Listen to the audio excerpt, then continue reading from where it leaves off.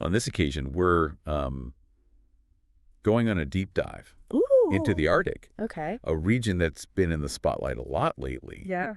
As melting ice is kind of creating these new possibilities for global trade and resource extraction. Sure.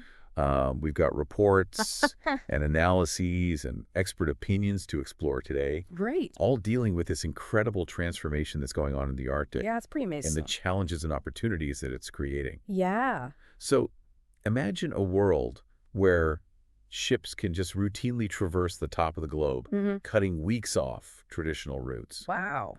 Shorter trips mean less fuel Right. and maybe even cheaper goods. Sure. But what's the cost to this fragile environment? And who really benefits from this new frontier? Yeah, those are the questions. Okay. The ethical and geopolitical questions. Exactly. Who owns the Arctic? Right. How will indigenous populations be affected?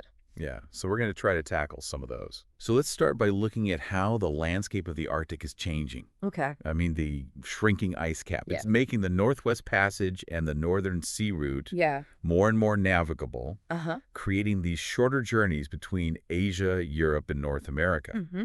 For example, the travel time between Rotterdam and Yokohama could be reduced by 40%. Wow, that's a big chunk of time. And a trip from Dalian, China Okay. to Rotterdam in the Netherlands Mm-hmm. could be reduced from 48 days Wow. via the Suez Canal Right. to just 33 days via the Northern Sea Route. That's a huge difference. It is. Wow. And in 2013, Okay. the Ginseng was the first Chinese cargo ship Uh-huh. to actually traverse the Northern Sea Route. Oh, wow. So that demonstrates this growing interest Yeah. in this right. route. You know, for centuries, these routes were completely impassable, Right. blocked by this thick, impenetrable ice. But the ice has thinned dramatically in recent decades, It really has. opening up the possibility of regular commercial shipping. I mean, Imagine a cargo ship sailing from Rotterdam to Yokohama. yeah. That's a major shipping route, Uh-huh. and it takes weeks. Right. But through the Arctic, that journey could be shortened by almost 40%. Yeah. It's a big deal. It's a game changer Yeah. in terms of fuel costs and delivery times. But even with less ice, Mm-hmm. I mean, sailing through the Arctic Right. can't be a walk in the park. You're right. Right. It's not without its challenges. Yeah. The weather conditions can be extreme, Yeah. unpredictable, Right. with these fierce storms and dense fog. And imagine navigation Yes. must be incredibly treacherous It can be. with icebergs Yeah. and the limited availability of deep water ports. Definitely. And you need those specialized ships, Right. icebreakers, Yeah. that can clear a path through any remaining ice. So even though the ice is melting, Right. there's still a need for this Uh-huh. significant investment Definitely. in infrastructure and technology to make these routes viable. Exactly. And so who's going to pay for all this? Yeah. And who's going to benefit from these new shipping lanes? Those are the questions. Right. Big questions. Okay, so we've got these faster shipping routes. Yeah. But what about the resources Right. that are buried beneath the Arctic ice? Uh-huh. We're talking vast reserves Yes. of oil and natural gas and critical minerals. Yeah, that's not a free-for-all, though. Right. The ownership of these resources is incredibly complex. Yeah, because you've got 8 nations Right. with overlapping claims in the Arctic. Yeah. Canada, Denmark, Finland, Iceland, Norway, Russia, Sweden, and the United States. It's a lot. It is a lot. So it's not as simple as just drawing lines on a map. No. Right. Not at all. And these disputes over these continental shelves Yeah. have become even more heated in recent years. Definitely. Especially with this growing global demand for resources. Exactly. And, of course, we can't forget about the environmental impact. Right. I mean, the Arctic is this pristine environment, It is. home to such unique and vulnerable wildlife. Uh-huh. So how are we going to That's balance... the question, isn't it? Yeah. That's the crux of the issue. How do we balance economic development with environmental protection? Mm-hmm. Because increased shipping traffic Right. and resource extraction Uh-huh. are going to pose some significant risks Yeah. to this You ecosystem. pose a lot of risk. We're talking about oil spills, Mm-hmm. habitat disruption, Yeah.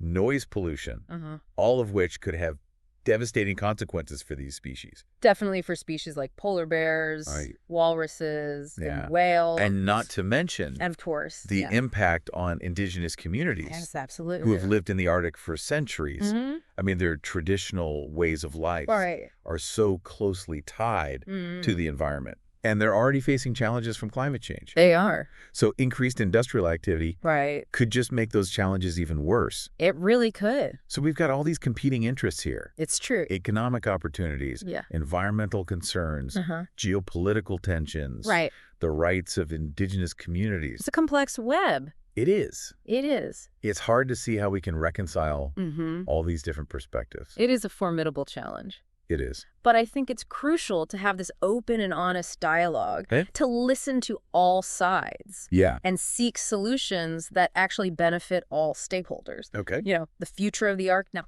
and perhaps even the planet, depends on our ability to find a sustainable path forward. So as we delve deeper, we're going to be exploring all these facets of the Arctic's transformation. We'll examine the economic potential, the environmental risks, the geopolitical complexities, and the impact on indigenous communities. And most importantly, we're going to be asking some tough questions. Like, can we develop the Arctic responsibly? Can we learn from past mistakes? And can we create a future that benefits both humanity and the planet? That's the goal. That's what we need to figure out. Okay. So we've laid the groundwork. We know what's at stake. We know the challenges. So let's dig into some of the specifics now. Let's explore the details, see what insights we can uncover. So we've talked about these new shipping routes opening up. But what's the real story? I mean, have these routes actually been used for commercial shipping? And is it economically viable? That's a great question. A lot of people in the shipping industry are trying to figure that out right now. So it's not just a matter of setting sail and reaping the rewards? Not exactly. There have been some successful voyages, like the one you mentioned earlier with the Chinese cargo ship. But these voyages are still rare. They often require significant logistical planning and support. What kind of support are we talking about? Well, for one, you need icebreakers to escort ships through any remaining ice, especially during certain times of the year. I see. These icebreakers are expensive to operate. And their availability can be limited. So it's not as simple as just having a really sturdy ship. No. You need a whole fleet of support vessels. You do. To make it work. And then there's the issue of insurance. I imagine. Shipping companies are hesitant to send their vessels through the Arctic without adequate insurance coverage. And the premiums for Arctic shipping can be very high because of the risks. So even if the shipping time is shorter, the added costs of icebreakers, insurance, and all these logistical challenges might actually make it less economically viable than traditional routes. That's what some companies are finding. For some, the benefits outweigh the risks. But for others, it's still too early to tell. So it sounds like there's just a lot of uncertainty. There is surrounding the economic viability of these Arctic shipping routes. And that uncertainty is compounded by the fact that the Arctic environment is constantly changing. It is. The ice conditions can vary so much from year to year. It's really difficult to predict the feasibility of shipping routes in the long term. It's like trying to hit a moving target. Exactly. And that's why a lot of experts are calling for a cautious approach to Arctic shipping development. We need to really carefully assess the risks and benefits before we rush headlong into a potential environmental disaster. So even though these Arctic routes hold a lot of promise for global trade, they do. There are still many hurdles to overcome before they become a mainstream reality. It's a fascinating story. That's still unfolding. It raises a lot of questions about the future of global trade. And that delicate balance between economic development and environmental protection. And speaking of that delicate balance, we've talked about oil spills, habitat disruption. But what are some of the specific environmental threats that concern scientists the most? Well, one major concern is the impact of black carbon emissions from ships. Black carbon is this type of soot that's produced by the incomplete combustion of fossil fuels. And when it settles on snow and ice, it absorbs sunlight and accelerates the melting process. So ships are not only contributing to climate change through their greenhouse gas emissions, but they're also directly contributing to the melting of Arctic ice through these black carbon emissions. Exactly. It's a double whammy. Wow. It's a major concern for scientists. Yeah, and I imagine as more ships traverse these routes, the amount of black carbon deposited on the ice will only increase. That's the fear. Yeah. And it's not just black carbon. Right. There's also noise pollution from ships. Okay. The Arctic is a relatively quiet environment. Yeah. And a lot of marine mammals, like whales and seals, rely on sound for communication and navigation. So all this extra noise from the ships could disrupt their feeding patterns, their breeding behavior, their communication. It could even lead to collisions. Exactly. With ships. Yeah, especially in areas where visibility is poor. So it's not just about the immediate impact of an oil spill or habitat destruction. Right. We also need to consider these less visible but equally harmful effects of noise pollution and black carbon emissions. Exactly. It's a reminder. That this Arctic ecosystem is so complex and interconnected. And any disruption to one part of the system can have ripple effects throughout the entire region. Okay, so we've got these environmental concerns. We've got these geopolitical complexities of resource ownership. And we've got the rights of indigenous communities to consider.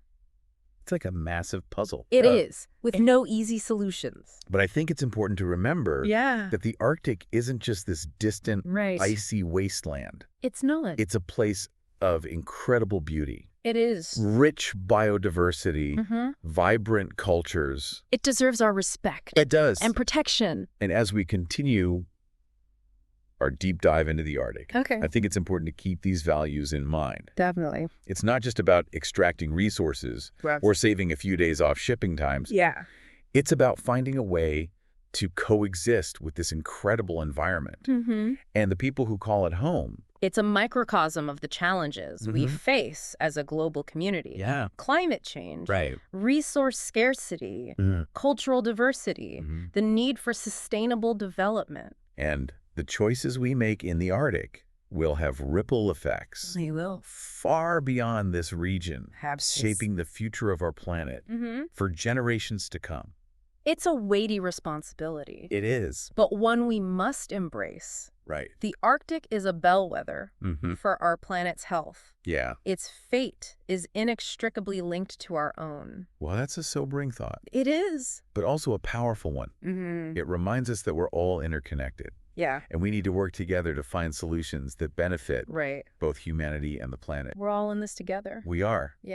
Okay, so we've covered a lot of ground. We have. In this first part of our deep dive. A lot of ground. We've talked about the melting ice, the new shipping routes, the resource potential, the environmental concerns, the geopolitical complexities, and the importance of respecting indigenous communities. Absolutely. We've explored the potential and the perils of the Arctic's transformation.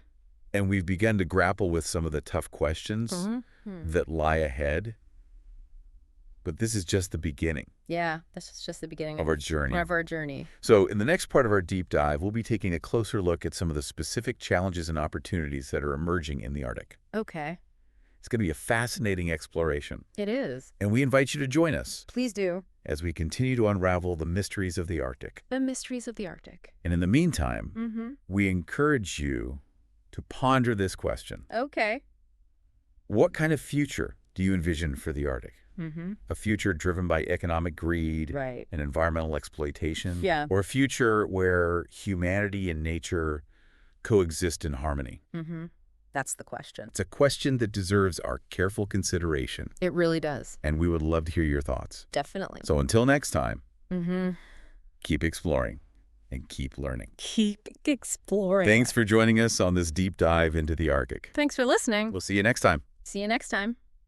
It's fascinating how perceptions of the Arctic have shifted, over time.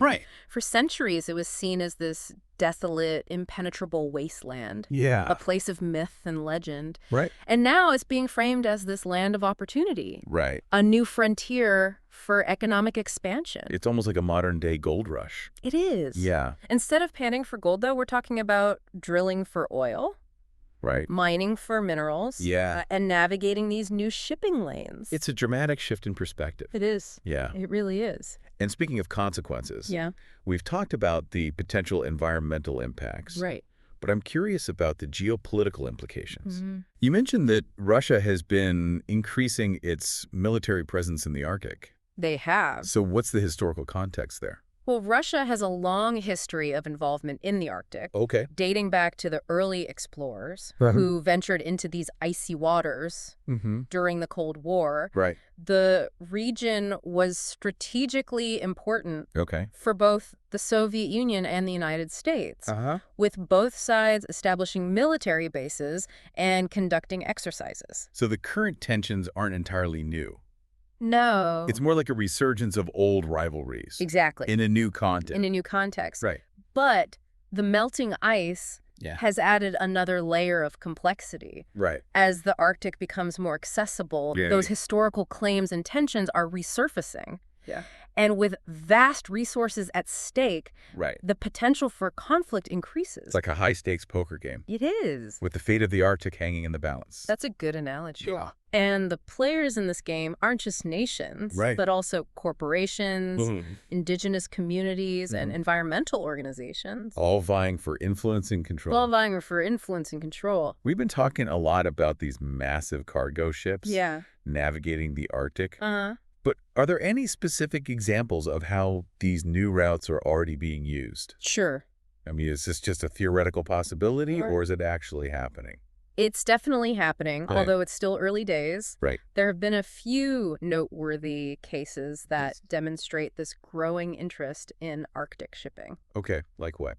One that stands out is the journey of the Ginseng, that Chinese cargo ship we discussed earlier, which traversed the Northern Sea Route back in 2013. But was that voyage just a publicity stunt? Or was it actually commercially viable? It certainly generated a lot of headlines. Okay. But it also provided valuable data and experience. The Ginseng's journey demonstrated the potential for significantly shorter transit times between Asia and Europe, which could translate into substantial cost savings for shipping companies.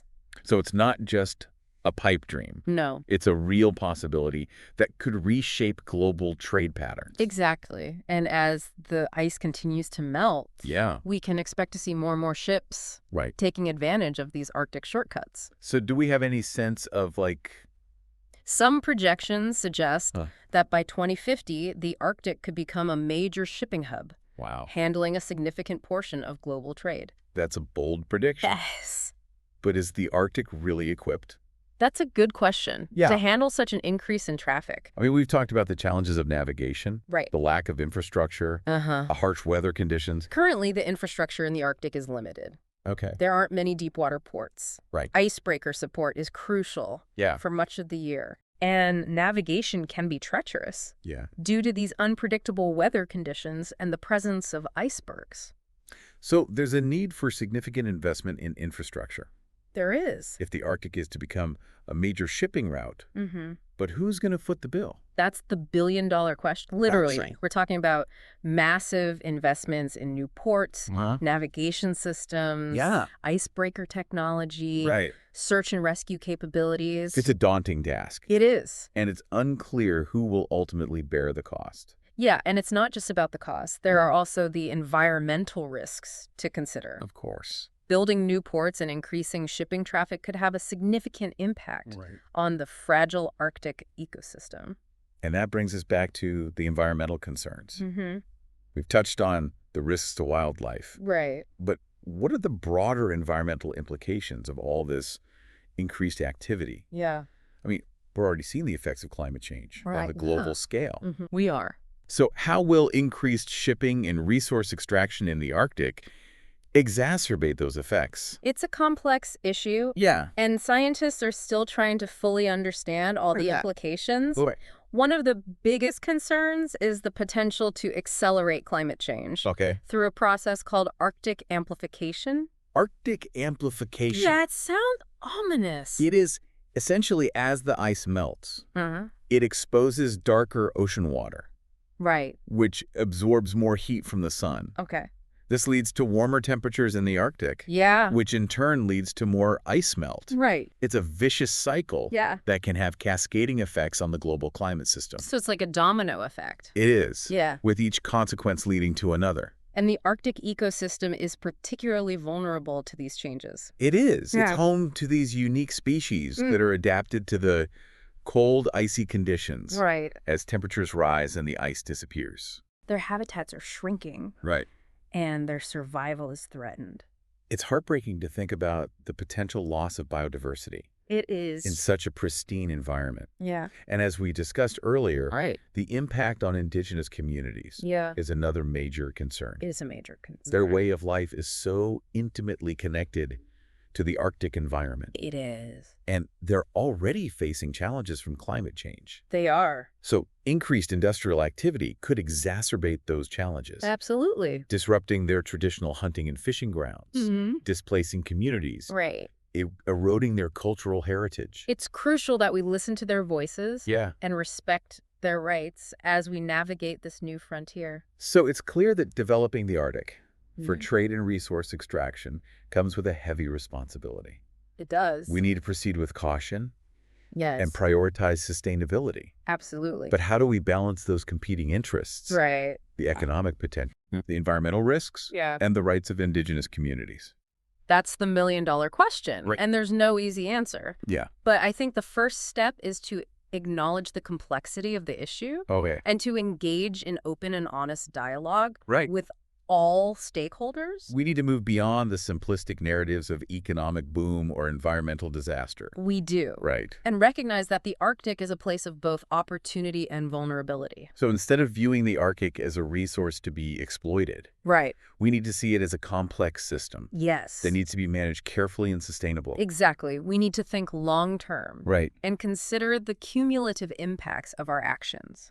We need to prioritize renewable energy sources, reduce our reliance on fossil fuels, and invest in technologies that minimize our environmental footprint. And we need to ensure that the voices of indigenous communities are heard. We do. And that their rights are protected. They have a deep understanding of the Arctic environment. They do. And their knowledge is essential for developing sustainable practices. I couldn't agree more.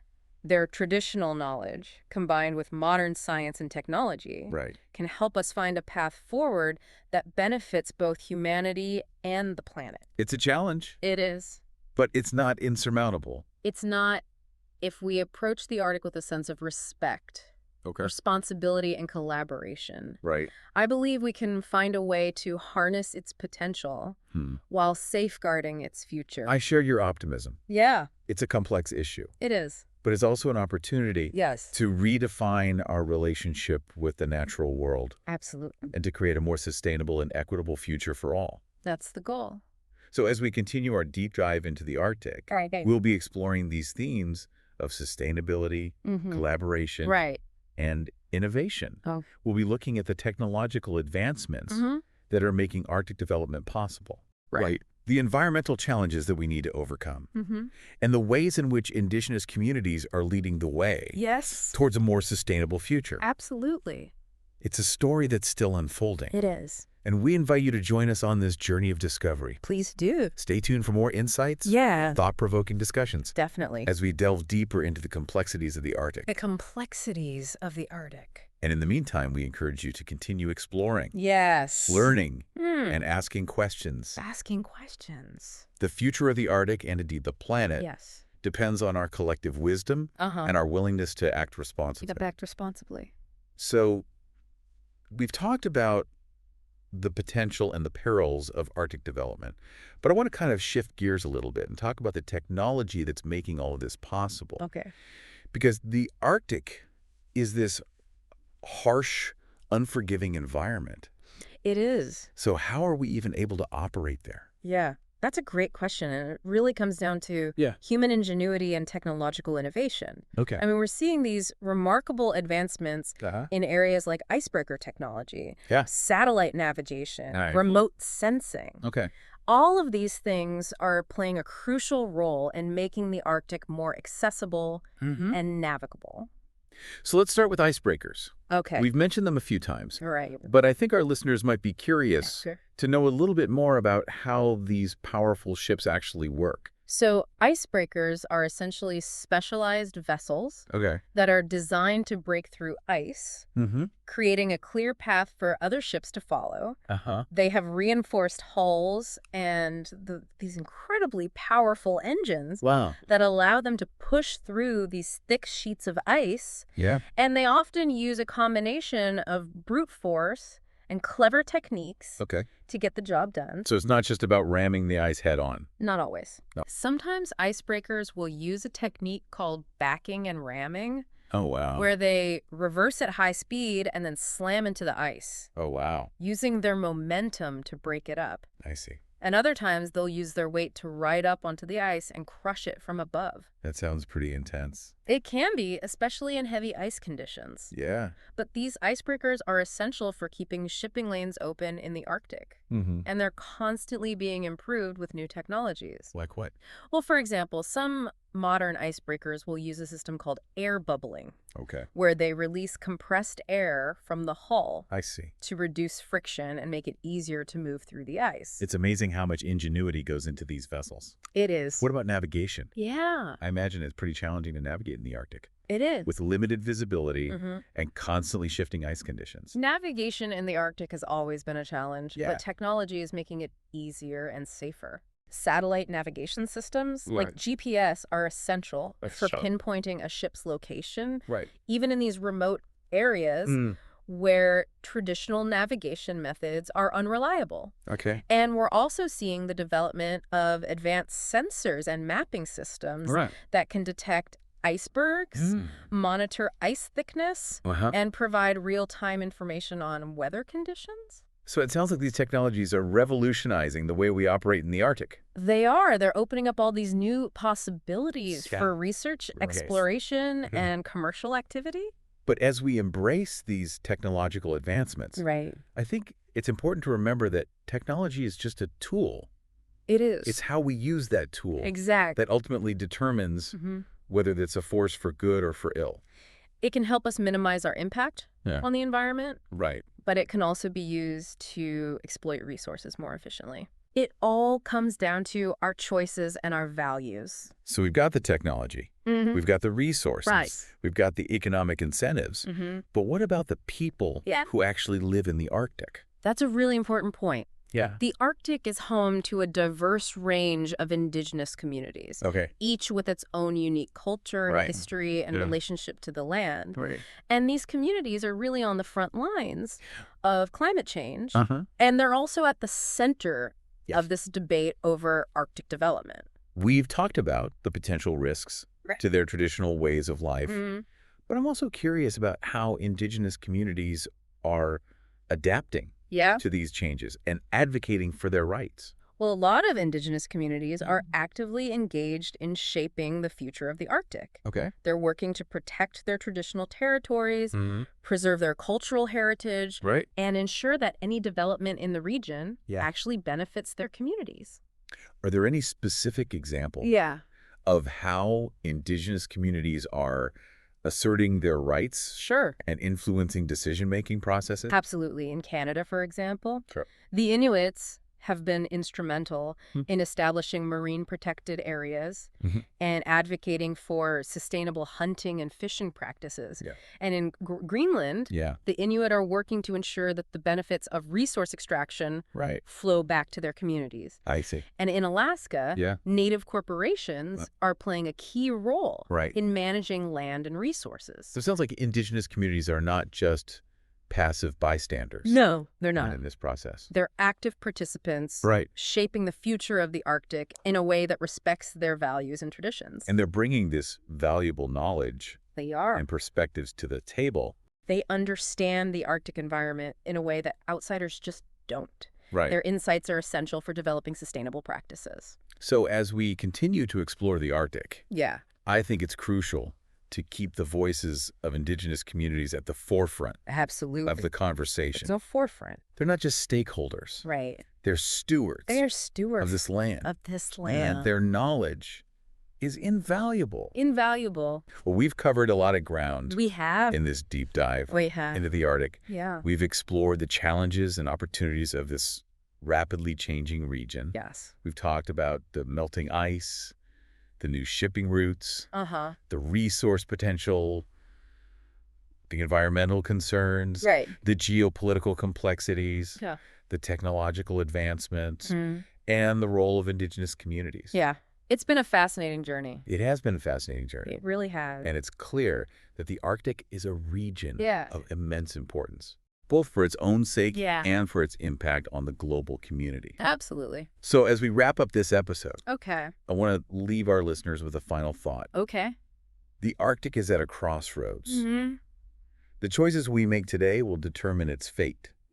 And the consequences will be felt far beyond this remote and icy region. That's true. It's a reminder that we're all interconnected. We are. And the actions we take in one part of the world can have ripple effects across the globe. So we encourage you to continue exploring, learning, and engaging in the conversations that will shape the future of the Arctic. Engage in those conversations. And we invite you to share your thoughts, your hopes, and your concerns about this vital region. What kind of future do you envision for the Arctic? How can we ensure that it remains a place of beauty, biodiversity, and cultural richness for generations to come? Thanks for joining us on this deep dive into the Arctic. Thanks for listening, everyone. We'll see you next time for another exploration of a captivating topic. See you next time.